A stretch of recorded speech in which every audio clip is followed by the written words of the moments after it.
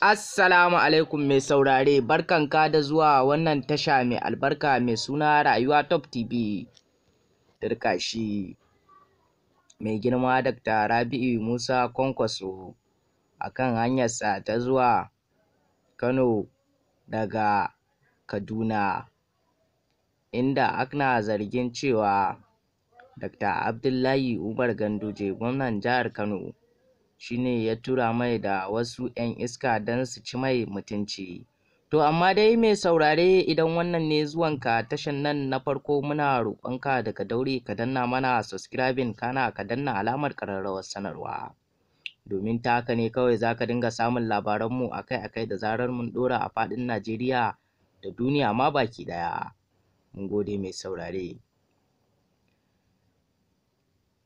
Dr. Injiniya Rabi'u Kwankwaso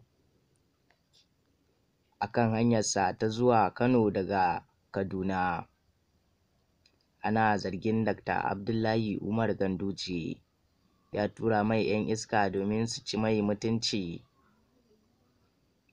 amma duk da haka wannan turawar da ya yi hakan bai yiwu ba, tunda shi ma Injiniya Rabi'u Musa Kwankwaso akwai wa'anda suka yi tattaki tun daga Kano suka tafi har zuwa Kwanar Ɗangora. To a daidai Kwanar Ɗangora rikicin ya ɓalle, inda ana tunanin wasu an kashe wasu ma da dama, sannan wasu ma an raunata su.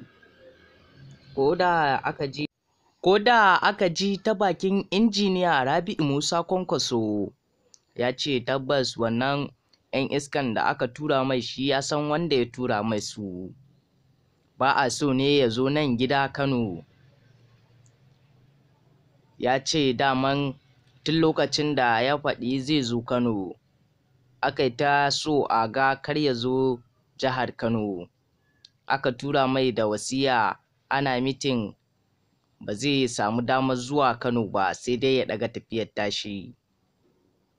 Ya ce shi ya san mutane da dama waɗanda ba sa son zuwansa nan Kano, amma ya tabbata a yanzu in ya ce shi rigima za a yi, in ya ce su taɓa Dr. Abdullahi Umar Ganduje, ya ce za su je a ƙofar gidansa ne, babu wanda ya isa ya dakatar da su. Amma ko da muka ji ta bakin Dr. Abdullahi Umar Ganduje, ya bayyana cewa ba shi bane ya tura wa'annan 'yan iska domin su ci mai mutunci. Amma a yanzu halin ma da ake ciki, an kashe wasu mutanen a wannan tafiya, wasu kuma an raunata su. Amma shi Dr. Abdullahi Umar Ganduje ya ce Kwankwaso bai kai wanda zai tura mai wani domin a illata shi ba. To mai saurare, kar dai ka sha'afa da danna mana subscribing da alamar ƙararrawar sanarwa, domin ta haka ne kawai za ka dinga samun labaranmu akai-akai da zarar mun ɗora a duk inda kake a duniya baki ɗaya. Mun gode.